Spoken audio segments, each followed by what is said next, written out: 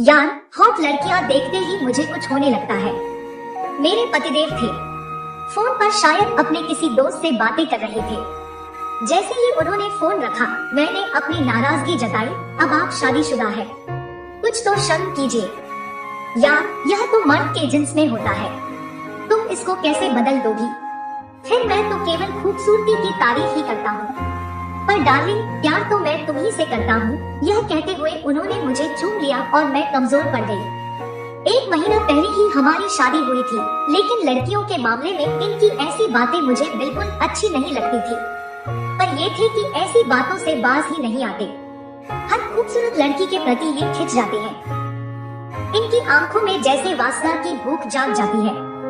यहाँ तक कि हर रोज सुबह के अखबार में छपी हीरोइनों की रंगीन अगनंगी तस्वीरों पर ये अपनी भूखी निगाहें टिका लेते और शुरू हो जाते, क्या हॉट फिगर है, क्या है सेक्स है। या आजकल लड़कियाँ ऐसे बदनुभारू कपड़े पहनती हैं, इतना ज्यादा एक्सपोज करती हैं कि आदमी बेकाबू हो जाए। कभी ये कहते, मुझे तो हरी मिर्च जैसी लड़कियाँ पसंद है, काटो तो मुंह सीसी करने लगे। कभी कभी ये बोलते, जिस लड़की में सेक्स अपील नहीं वह बहनजी टाइप है, मुझे तो नमकीन लड़कियां पसंद है। राह चलती लड़कियां देखकर ये कहते, क्या मस्त चीज है। कभी किसी लड़की को पटाखा कहते, तो कभी किसी को फुलझड़ी। आंखों ही आंखों में लड़कियों को नापते तोलते रहते। इनकी इन्हीं हरकतों की वजह से मैं कई बार गुस्से से भरकर इन्हें झड़क देती। मैं यहाँ तक कह देती, सुधर जाओ नहीं तो तलाक दे दूंगी। इस पर इनका एक ही जवाब होता, डार्लिंग, मैं तो मजाक कर रहा था, तुम भी कितना शक करती हो। थोड़ी तो मुझे खुली हवा में सांस लेने दो, नहीं तो दम घुट जाएगा मेरा। एक बार हम कार से डिफेंस कॉलोनी के फ्लाईओवर के पास से गुजर रहे थे। वहाँ एक खूबसूरत लड़की को देख पतिदेव शुरू हो गए। दिल्ली की सड़कों पर जगह जगह मेरे मजार है, क्योंकि मैं जहाँ खूबसूरत लड़कियाँ देखता हूँ वहीं मर जाता हूँ। मेरी तरह भौहें देखे बिना ही इन्होंने आगे कहा, कई साल पहले भी मैं जब यहाँ से गुजर रहा था तो एक कमाल की लड़की देखी थी। यह जगह इसीलिए आज तक याद है। मैंने नाराजगी जताई तो ये कार का गियर बदलकर मुझसे प्यार मोहब्बत का इजहार करने लगे और मेरा गुस्सा एक बार फिर कमजोर पड़ गया। लेकिन हर लड़की पर फिदा हो जाने की इनकी आदत से मुझे कोफ्त होने लगी थी। पर हद तो तब पार होने लगी जब एक बार मैंने इन्हें हमारी जवान पड़ोसन से फ्लर्ट करते देख लिया। जब मैंने इन्हें डांटा तो इन्होंने फिर वही मान नौवन और प्यार मोहब्बत का इजहार करके मुझे मनाना चाहा, पर मेरा मन इनके प्रति रोजाना खट्टा होता जा रहा था। धीरे धीरे हालात मेरे लिए सहन नहीं हो रहे थे। हालांकि हमारी शादी को अभी 1.5-2 महीने ही हुए थे, लेकिन पिछले 10 से 15 दिनों से इन्होंने मेरी देह को छुआ भी नहीं था। पर मेरी शादीशुदा सहेलियां बताती कि शादी के शुरू के महीने तक तो मियां बीवी तकरीबन हर रोज ही। मुझे कुछ समझ नहीं आ रहा था कि आखिर बात क्या थी। इनकी अनदेखी मेरा दिल तोड़ रही थी। मैं तिलमिलाती रहती थी। एक बार आधी रात में मेरी नींद टूट गई तो इन्हें देखकर मुझे धक्का लगा। ये आईपैड पर पॉर्न साइट्स खोलकर बैठे थे और जब मैं यहाँ मौजूद हूँ तो तुम यह सब क्यों कर रहे हो? क्या मुझ में कोई कमी है? क्या मैंने तुम्हें कभी न कहा है? मैंने दुखी होकर पूछा। सॉरी डार्लिंग, ऐसी बात नहीं है। क्या है कि मैं तुम्हें नींद में डिस्टर्ब नहीं करना चाहता था। एक टेलीविजन प्रोग्राम देखकर बेकाबू हो गया तो भीतर से इच्छा होने लगी, अगर मैं भी तुम्हारी तरह इंटरनेट पर पॉर्न साइट्स देखकर यह सब करूं तो तुम्हें कैसा लगेगा? अरे यार, तुम तो छोटी सी बात का बतंगड़ बना रही हो, ये बोले। लेकिन क्या यह बात इतनी छोटी सी थी? कभी कभी मैं आईने के सामने खड़ी होकर अपनी देह को हर ओर से देखती। आखिर क्या कमी थी मुझ में कि ये इधर उधर मुंह मारते फिरते थे? क्या मैं खूबसूरत नहीं थी? मैं अपने सोने से बदन को देखती, अपने हर कटाव और उभार को निहारती। ये तीखे नैन नक्श, यह छरहरी काया, ये उठे हुए उभार, केले के नए पत्ते सी यह चिकनी पीठ, डांसरों जैसी यह पतली काया, भंवर जैसी नाभि। इन सब के बावजूद मेरी यह जिंदगी किसी सूखे फव्वारे सी क्यों होती जा रही थी? एक रविवार को मैं घर का सामान खरीदने बाजार गई। तबीयत कुछ ठीक नहीं लग रही थी, इसलिए मैं जरा जल्दी घर लौट आई। घर का बाहरी दरवाजा खुला हुआ था। ड्राइंग रूम में घुसी तो सन्न रह गई। इन्होंने मेरी एक सहेली को अपनी गोद में बैठाया हुआ था। मुझे देखते ही ये घबरा कर सॉरी सॉरी करने लगे। मेरी आंखें गुस्से और बेइज्जती के आंसुओं से जलने लगी। मैं चीखना चाहती थी, चिल्लाना चाहती थी, पति नाम के इस प्राणी का मुंह नोच लेना चाहती थी, इसे थप्पड़ मारना चाहती थी।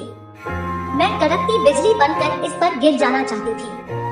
मैं गहराता समुद्र बनकर इसे डुबो देना चाहती थी। मैं धधकती आग बनकर इसे जला देना चाहती थी। मैं हिचकियां ले लेकर रोना चाहती थी। मैं पति नाम की इस जीव से बदला लेना चाहती थी। मुझे याद आया, अमेरिका के राष्ट्रपति रह चुके बिल क्लिंटन भी अपनी पत्नी हिलेरी क्लिंटन को धोखा देकर मोनिका लेविंस्की के साथ मौज मस्ती करते रहे थे, गुलछर्रे उड़ाते रहे थे।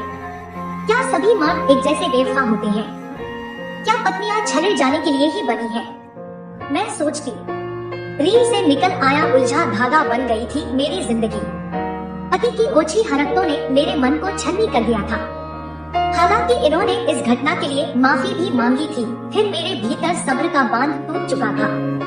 मैं इनसे बदला लेना चाहती थी और ऐसे समय में राज मेरी जिंदगी में आया। राज पड़ोस में किराएदार था, 6 फुट का गोरा चिट्टा नौजवान। जब वह अपनी बाहें मोड़ता था तो उसके बाजू में मछलियां बनती थी। नहाकर जब मैं छत पर बाल सुखाने जाती तो वह मुझे ऐसी निगाहों से ताकता कि मेरे भीतर गुदगुदी होने लगती। धीरे धीरे हमारी बातचीत होने लगी। बातों ही बातों में पता चला कि राज प्रोफेशनल फोटोग्राफर था। आपका चेहरा बड़ा फोटोजेनिक है, मॉडलिंग क्यों नहीं करती हैं आप? राज मुझे देखकर मुस्कुराता हुआ कहता। शुरू में तो मुझे यह सब अटपटा लगता था, लेकिन देखते ही देखते मैंने खुद को इस नदी की धारा में बह जाने दिया। पति जब दफ्तर चले जाते तो मैं राज के साथ उसके स्टूडियो चली जाती। वहाँ राज ने मेरा पोर्टफोलियो भी बनाया। उसने बताया कि अच्छी मॉडलिंग असाइनमेंट्स लेने के लिए अच्छा पोर्टफोलियो जरूरी था, लेकिन मेरी दिलचस्पी शायद कहीं और ही थी। बहुत अच्छे आते हैं आपके फोटोग्राफ्स, उसने कहा था और मेरे कानों में यह प्यारा सा फिल्मी गीत बजने लगा था। अभी मुझ में कहीं बाकी थोड़ी सी है जिंदगी। मैं कब राज को चाहने लगी मुझे पता ही नहीं चला। मुझ में उसकी बाहों में सो जाने की इच्छा जाग गई। जब मैं उसके करीब होती तो उसकी देहगंध मुझे मदहोश करने लगती। मेरा मन बेकाबू होने लगता। मेरे भीतर हसरतें मचलने लगी थी। ऐसी हालत में जब उसने मुझे न्यूड मॉडलिंग का ऑफर दिया तो मैंने बिना झिझके हाँ कह दिया। उस दिन मैं नहा धोकर तैयार हुई। मैंने खुशबूदार इत्र लगाया। फेशियल, मैनिक्योर, पेडिक्योर, ब्लीचिंग वगैरह मैं एक दिन पहले ही एक अच्छे ब्यूटी पार्लर से करवा चुकी थी। मैंने अपने सबसे सुंदर पर्ल इयररिंग्स और डायमंड नेकलेस पहना। कलाई में महंगी घड़ी पहनी और सज-धज कर मैं राज के स्टूडियो पहुंच गई। उस दिन राज बला का हैंडसम लग रहा था। गुलाबी कमीज और काली पैंट में वह मानो कहर ढा रहा था। हे, यू आर लुकिंग ग्रेट, मेरा हाथ अपने हाथों में लेकर वह बोला। यह सुनकर मेरे भीतर मानो सैकड़ों सूरजमुखी खिल उठे। फोटो सेशन अच्छा रहा। राज के सामने टॉपलेस होने में मुझे कोई संकोच नहीं हुआ। मेरी देह को वह एक कलाकार सा निहार रहा था, किंतु मुझे तो कुछ और की ही चाहत थी। फोटो सेशन खत्म होते ही मैं उसकी ओर ऐसी खिंची चली गई जैसे लोहा चुंबक से चिपकता है। मेरा दिल तेजी से धड़क रहा था। मैंने उसका हाथ पकड़ लिया। नहीं नेहा, यह ठीक नहीं। मैंने तुम्हें कभी उस निगाह से देखा ही नहीं। हमारा रिलेशन प्रोफेशन है। राज का एक एक शब्द मेरे तन-मन पर चाबुक सा पड़ा। पर मुझे लगा तुम भी मुझे चाहते हो। मैं बुदबुदाई। नेहा, मुझे गलत मत समझो। तुम बहुत खूबसूरत हो, पर तुम्हारा मन भी उतना ही खूबसूरत है। लेकिन मेरे लिए तुम केवल एक खूबसूरत मॉडल हो। मैं किसी और रिश्ते के लिए तैयार नहीं, और फिर पहले से ही मेरी एक गर्लफ्रेंड है जिससे मैं जल्दी ही शादी करने वाला हूँ, राज कह रहा था। तो क्या वह सिर्फ एक तरफा खिंचाव था या परी से बदला लेने की इच्छा का नतीजा था? कपड़े पहनकर मैं चलने लगी तो राज ने मेरा हाथ पकड़कर मुझे रोक लिया। उसने स्टूडियो में रखे गुलदान में से एक पीला गुलाब निकाल लिया था। वह पीला गुलाब मेरे बालों में लगाते हुए बोला, नेहा, पीला गुलाब दोस्ती का प्रतीक होता है। हम अच्छे दोस्त बनकर रह सकते हैं। राज की यह बात सुनकर मैं सिहर उठी थी। वह पीला गुलाब बालों में लगाए मैं वापस लौट आई अपनी पुरानी दुनिया में। उस रात कई महीनों के बाद जब पतिदेव ने मुझे प्यार से चूमा और सुधरने का वादा किया तो मैं पिघलकर उनके आगोश में समा गई। खिड़की के बाहर रात का आकाश न जाने कैसे कैसे रंग बदल रहा था। ठंडी हवा के झोंके खिड़की में से भीतर कमरे में आ रहे थे। मेरी पूरी देह एक मीठे जोश से भरने लगी। पतिदेव प्यार से मेरा अंगन चूम रहे थे। मैं जैसे बहती हुई पहाड़ी नदी बन गई थी। एक मीठी गुदगुदी मुझ में सुख भर रही थी। फिर केवल खुमारी थी और उनकी छाती के बालों में उंगलियां फेरते हुए मैं कह रही थी, मुझे कभी धोखा मत देना। कमरे के कोने में एक मकड़ी अपना टूटा हुआ जाला फिर से बुन रही थी। इस घटना को बीते कई साल हो गए हैं। इस घटना के कुछ महीने बाद राज भी पड़ोस के किराए का मकान छोड़कर कहीं और चला गया। मैं राज से उस दिन के बाद फिर कभी नहीं मिली। लेकिन अब भी मैं जब कहीं पीला गुलाब देखती हूँ तो सिहर उठती हूँ। एक बार हिम्मत करके पीला गुलाब अपने जोड़े में लगाना चाहा था तो मेरे हाथ बुरी तरह कांपने लगे थे। दोस्तों, अगर आपको ये कहानी अच्छी लगी हो तो कृपया इसे लाइक, शेयर और सब्सक्राइब करें। धन्यवाद।